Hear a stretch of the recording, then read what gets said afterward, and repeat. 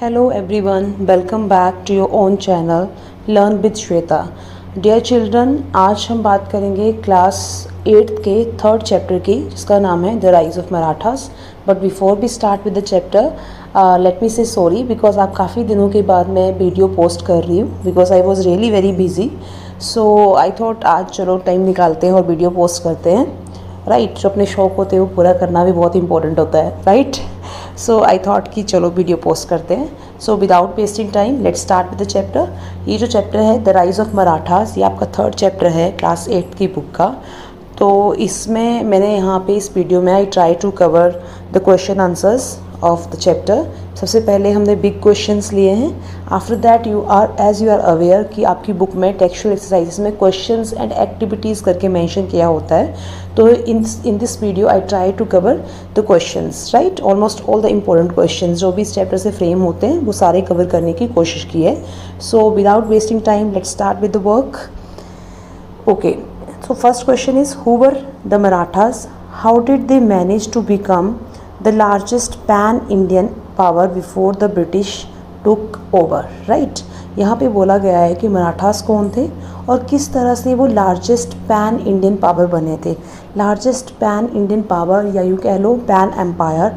ये क्या होता है कि जब बहुत एक एम्पायर जो होता है ना, जो एक एम्पायर जब वो बहुत से किंगडम्स में स्ट्रेच होता है, जैसे कि मुग़ल एम्पायर, दिल्ली सल्तनत, ठीक है, तो उनको क्या बोलते हैं हम पैन रीजनल एम्पायर्स बोलते हैं.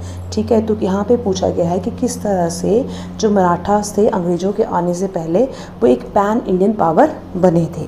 ठीक है, तो सबसे पहले Marathas were a brave warrior group from the Deccan region of India. Marathas जो थे वो बहुत ही बहादुर वॉरियर ग्रुप थे. कहाँ से? Deccan region of the India के. ठीक है, और ये जो थे they became powerful under the leadership of Chhatrapati Shivaji Maharaj. Chhatrapati Shivaji Maharaj की लीडरशिप के अंडर ये जो थे बहुत ही ज़्यादा पावरफुल बन गए थे. Right, then the Marathas used clever war tactics and strong forts to defeat their enemies. ठीक है, मराठास ने क्या किया, बहुत ही क्लेवर, बहुत ही तरीके से, बहुत ही प्रॉपर स्ट्रेटजीज बना के ये लड़ाई लड़ते थे. आपको पता होगा, आपने जब चैप्टर पढ़ा है तो आपने देखा होगा उसमें गोरिल्ला वॉरफेयर के बारे में मेंशन किया गया है. राइट, साथ ही साथ में स्ट्रॉन्ग फोर्ट्स बनाने की बात की गई है. आपको पता है शिवाजी ने ऐसे ऐसे फोर्ट्स ढूंढे जो कि जंगलों में थे. ठीक है, और ताकि जब गोरिल्ला वॉरफेयर करना है तो एट द टाइम उनको वहाँ पे छुपने के लिए जगह मिल सके. राइट, नेक्स्ट है हमारा अंडर द पेशवास. पेशवास मतलब प्राइम मिनिस्टर. ठीक है, प्रधानमंत्री जो उनका मेन मंत्री था. The Maratha empire spread across many parts of India. India के बहुत से पार्ट्स में ये फैल गया था. So before the British rule the Marathas became the largest power in India. तो इस तरह से अंग्रेज़ों के आने से पहले जो मराठास थे एक बहुत बड़ी पावर बन के इंडिया में उभरे थे. राइट, अब नेक्स्ट क्वेश्चन आता है आपका question number 2. What were some features of their governance. ठीक है, उनकी गवर्नेंस की जब वो रूल करते थे तो उसकी क्या क्या फीचर्स थी उसको डिस्कस करेंगे हम. Okay, so the first point is the Marathas had a strong system of administration to manage their empire. Marathas का ना अपने एम्पायर को कंट्रोल करने के लिए जो सिस्टम था एडमिनिस्ट्रेशन का वो बहुत ही ज़्यादा स्ट्रॉन्ग था. राइट, ये क्या करते थे, दे कलेक्टेड टैक्सेस. चौथ मतलब कोई भी चीज़ जो भी उनके यहाँ प्रोड्यूस होगा उसका 1/4 हिस्सा जो है ये राजा को देते थे एज अ टैक्स. जो लोग थे वहाँ के, जैसे मान लो 100 बोरी गेहूँ हुआ है तो उसका जो 1/4 है वो क्या करेंगे, 25% जो है वो किसको दे देंगे, राजा को दे देंगे. नेक्स्ट टैक्स होता था यहाँ पे सरदेशमुखी. ठीक है, कौन सा टैक्स, सरदेशमुखी. सरदेशमुखी क्या था बेटा कि सरदेशमुखी, देशमुखी मतलब किसी देश का मुखिया है ना, किसी देश का हेड होने के नाते जो था लोगों से क्या था एक तरह का टैक्स लिया जाता था तो उसको बोलते थे सरदेशमुखी. तो वो ये मराठा लोग लेते थे. ठीक है, अब नेक्स्ट आता है आपका important decisions were taken with the help of ministers called Ashtapradhan. आपको पढ़ाया गया था तो उसमें बताया गया होगा चैप्टर में कि इसके पास जो थे, जो शिवाजी जी थे, इनके पास क्या था, एक 8 मंत्रियों का जो था एक मंत्रिमंडल था जिसको क्या बोला जाता था, अष्टप्रधान. जिसमें फाइनेंस मिनिस्टर थे, जिसमें वॉर मिनिस्टर थे, मतलब हर एक तरह के, जैसे एट प्रेजेंट हमारे पास एक प्रॉपर मिनिस्ट्री है उसी तरह से उस टाइम पे भी इन्होंने क्या किया था, कुछ स्पेशल 8 लोगों को मिनिस्टर बनाया गया था और वो हर एक चीज़ को देखते थे. ठीक है।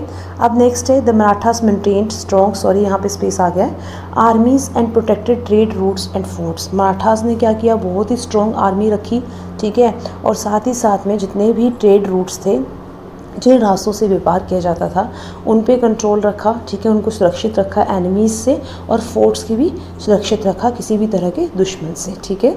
अब नेक्स्ट आता है हमारा जो लोकल लीडर्स थे एंड जो विलेज ऑफिशियल्स थे, उन्होंने भी हेल्प की थी एडमिनिस्ट्रेशन को स्मूथली रन करने में, ताकि शासन जो है, प्रशासन जो है, बहुत अच्छे से चल पाए। इसके लिए एवरीबडी वॉज रिस्पॉन्सिबल देयर, ठीक है। लोकल लीडर्स जो थे वो भी बहुत अच्छे से काम करते थे, जो विलेज के गाँव में जो ऑफिसर्स वगैरह बनाए गए थे वो भी बहुत अच्छे से काम करते थे, राइट।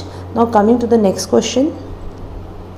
अब नेक्स्ट क्वेश्चन है हमारा, what impact did the Maratha empire leave in Indian history, कि मराठा एम्पायर का इंडियन हिस्ट्री पे क्या प्रभाव पड़ा, क्या इम्पैक्ट डाला उन्होंने, ठीक है। तो बेटा सबसे पहला फर्स्ट पॉइंट आता है आपका, the Marathas became one of the strongest power in India before the British rule. जो मराठास थे वो क्या बने थे, एक बहुत ही शक्तिशाली पावर बने थे इंडिया में बिफोर द ब्रिटिश रूल, जो कि हमने क्वेश्चन नंबर 2 में भी पढ़ा है। They played an important role in weakening the Mughal empire, right ना। उन्होंने एक बहुत ही इंपॉर्टेंट रोल प्ले किया था मुग़ल एम्पायर को कमज़ोर करने में, उसको वीक करने में, राइट। जब आपने चैप्टर पढ़ा तो आपने देखा कि औरंगजेब के साथ कैसे लड़ाई हुई शिवाजी जी की, राइट ना, किस तरह से उन्होंने बहुत ही चालाकी से जो फ्रूट बास्केट थी उसमें से खुद को, मतलब जब उनको कैद में रख लिया गया था, राइट ना, तो किस तरह से फ्रूट बास्केट में छुप के वो वहाँ से गए, किस तरह से उन लोगों का ट्रस्ट हासिल किया, फिर कैसे वो वहाँ से गए। तो वहाँ से हमें ये क्लियर होता है कि इन्होंने क्या है, मुग़ल एम्पायर को बीट करने में बहुत इंपॉर्टेंट रोल प्ले किया था, राइट बेटा। अब नेक्स्ट आता है, Marathas help in protecting Indian culture, tradition and regional languages. अगर आपने शिवाजी जी के बारे में पढ़ा है तो आपको पता है इन्होंने क्या किया, जब ये कहीं पे अटैक भी करते थे तो वहाँ के उस एरिया के धर्म को, उस एरिया के टेम्पल्स वगैरह को बिल्कुल भी नुकसान नहीं पहुँचाते थे। इन्होंने इंडियन कल्चर को प्रिजर्व किया, प्रोटेक्ट किया, ट्रेडिशन जो थे उनको आगे बढ़ावा दिया, और लोकल लैंग्वेज में बहुत बात की बेटा। आपने पढ़ा है जो चैप्टर, अगर आपने ध्यान से पढ़ा है तो आपने देखा होगा, उसमें इन्होंने बात की थी कि कॉइन्स के ऊपर इन्होंने अपनी मराठी लैंग्वेज में बहुत कुछ लिखा था, छत्रपति शिवाजी महाराज, है ना, ऐसे करके लिखा था। Their bravery and military skills inspired feelings of courage and patriotism. Courage क्या होता है, बहादुरी, है ना, एंड पैट्रियोटिज्म देशभक्ति। तो इनकी जो मिलिट्री स्किल थी, जो जिस तरह से लड़ाई लड़ते थे, जैसे गोरिल्ला वॉरफेयर, है ना, और जितने बहादुर थे, उससे क्या है, फीलिंग आती है करेज की और देशभक्ति की, ठीक है। नेक्स्ट है, the achievements of Chhatrapati Shivaji Maharaj and the Marathas are still remembered in Indian society today. Even आज के टाइम पे भी इनकी जो भी अचीवमेंट्स थी, जो इन्होंने हासिल किया था, जो उपलब्धियां थी, उनको आज के वक्त में भी याद किया जाता है बेटा, ठीक है। नेक्स्ट क्वेश्चन आता है आपका question number 4, analyse how geography particularly mountains and coastlines guided Maratha military strategy and state formation. किस तरह से माउंटेन्स ने, ठीक है, और जो कोस्टल एरियाज़ होते हैं, उन्होंने मराठास को गाइड किया मिलिट्री स्ट्रेटजी को मजबूत बनाने के लिए और स्टेट की फॉर्मेशन करने के लिए। तो सबसे पहले फर्स्ट पॉइंट आता है आपका, the hills and the mountains of the western Ghats help the Marathas build strong forts protect themselves from enemies, ठीक है। जो हिल्स थी ना वेस्टर्न घाट की, और जो माउंटेन्स वगैरह थे, वहाँ पे इन्होंने क्या किया, अपने लिए फोर्ट बनाए। मैंने आपको बताया है शिवाजी ने ऐसे फोर्ट्स को ढूंढा जिनको बिल्कुल भी सुरक्षित नहीं रखा गया था, डिफेंड नहीं किया गया था, उनको फाइंड आउट किया, उनको अच्छे से बनाया, ठीक है, और अपने लिए उनको एज अ प्रोटेक्शन यूज़ किया, ठीक है। अब नेक्स्ट है, the different mountain path supported guerrilla warfare which help Maratha defeat larger armies. क्योंकि जो माउंटेन थे ना, उनके रास्ते जो थे बहुत डिफ़िकल्ट थे, बहुत मुसीबत से चढ़ के जाना पड़ता था, बट इसके जो है बहुत ज़्यादा सपोर्ट मिला गोरिल्ला वॉरफेयर को, जो रात के अंधेरे में छुप के लड़ाई लड़ते थे, राइट ना, उसका तो उनको बहुत फ़ायदा रहा एंड बहुत सी आर्मीज़ को इसकी वजह से हरा पाए, ठीक है। नेक्स्ट है कि जो लॉन्ग कोस्ट लाइन थी ना बेटा, इसने भी हेल्प किया है स्ट्रॉन्ग नेवी एंड ट्रेड को कंट्रोल करने में वेस्टर्न कोस्ट के एरियाज़ में, ठीक है। आपने पढ़ा होगा चैप्टर में कि औरंगजेब, मुग़लों ने भी कोशिश की थी नेवी को स्ट्रॉन्ग करने की, पर सबसे ज़्यादा सक्सेसफुल कौन हो पाया था, यही मराठा से सबसे ज़्यादा सक्सेसफुल हो पाए थे, राइट। अब नेक्स्ट क्वेश्चन आता है आपका चैप्टर, इसी का ही चैप्टर में कहा गया है, question number 5, the chapter states the British took India from the Marathas more than from the Mughals और any other power. What do you think this means, है ना। What evidence from the chapter supports this idea. यहाँ पे क्या बोला है कि जो ब्रिटिश थे ना, उन्होंने the British took India from the Marathas, अंग्रेज़ों ने इंडिया को मराठा से ले लिया, ठीक है, and more than from the Mughals और एनी अदर पावर, किसी से भी ज़्यादा बढ़ के, ठीक है, मुगल से भी और किसी से ज़्यादा बढ़ के, राइट। अब इसका क्या मतलब है, कौन से एविडेंस है जो चैप्टर में मिलते हैं, तो इसका मतलब ये है कि Marathas were the main power ruling India before the independence, before the British, ठीक है, extremely sorry, before the British आएगा यहाँ पे। जो मराठास थे उन्होंने क्या किया था, मतलब एज अ मेन पावर वो रूल करते थे इंडिया को ब्रिटिशर्स के आने से पहले, ठीक है। Mughal empire had become weak during that time, जो मुगल एम्पायर था वो उस टाइम पे काफ़ी कमज़ोर हो चुका था। The British fought many wars against the Marathas to expand their rule, अंग्रेज़ों को बहुत सी लड़ाइयाँ लड़नी पड़ रही थी अपने रूल को बढ़ाने के लिए आगे, अगेंस्ट द मराठास के साथ बहुत लड़ाइयाँ लड़ रहे थे कि अपने एरिया को आगे आगे बढ़ा पाएँ। मराठास जो थे उन्होंने लार्ज पार्ट ऑफ इंडिया पे कंट्रोल किया, ठीक है, अपने हारने से पहले। After defeating Marathas the British became the strongest power in India, Marathas को हराने के बाद जो थे अंग्रेज क्या थे, एक स्ट्रॉन्गेस्ट पावर बन गए थे इंडिया में, ठीक है बेटा। अब नेक्स्ट आता है आपका question number, just a second बेटा, अब हमारा है क्वेश्चन नंबर 6, राइट।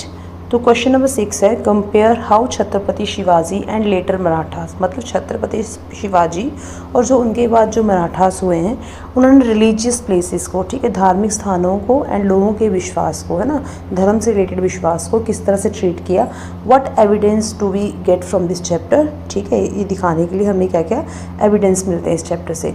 तो सबसे पहले बेटा छत्रपति शिवाजी जो थे महाराज, इन्होंने क्या किया, respected all religion, protected mosque, temples and holy books during the war. लड़ाई के दौरान मैंने आपको बताया भी था कि कभी भी ये रिलीजियस चीज़ों को, धार्मिक चीज़ों को, चाहे वो धार्मिक बुक्स हो, मंदिर हो, मस्जिद हो, किसी को भी नुकसान नहीं पहुंचाते थे, राइट। द लेटर मराठास जो थे they also allowed people of different faith to live and work proper peacefully in their empire, मतलब जो इनके शिवाजी के बाद जो मराठास हुए उन्होंने लोगों को इस चीज़ की आज़ादी दी। अगर किसी अलग धर्म के लोग हैं तो उनको भी बोला कि हाँ ठीक है, साथ में मिल के रहिए इकट्ठे एंड एम्पायर की शांति के लिए काम करिए, ठीक है, मतलब मिलजुल के आपस में रहिए, right. The chapter shows that the Marathas followed a policy of religious tolerance and respected India's diversity।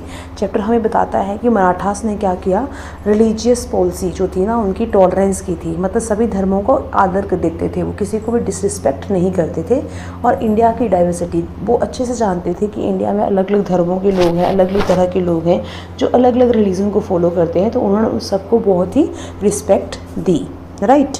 अब इस चैप्टर का लास्ट क्वेश्चन है क्वेश्चन नंबर 7, जिसमें ये कहा गया है कि द चैप्टर प्रिस्क्राइब्स कि फोर्ट्स जो थे ना they are the core of the state for Marathas, कि मराठा स्टेट का वो बहुत ही मेन चीज़ थे, मेन हिस्सा थे, कोर थे उनका, ठीक है। तो why it is so important, ये इतने इम्पोर्टेंट क्यों थे। How did they help Maratha survive against larger enemies, और किस तरह से उन्होंने मराठास की हेल्प की थी बड़ी बड़ी आर्मीज़ का सामना करने में। तो बेटा फोर्ट्स जो थे ना they were main centre of power, Marathas power and administration, ठीक है। जब भी इनको गोरिल्ला वॉरफेयर लड़ना था या कुछ भी करना था, रातों रात अटैक करके गायब हो जाना होता था, या कहीं पे कोई भी सलाह करनी होती थी, तो they use to go to the forts, ठीक है।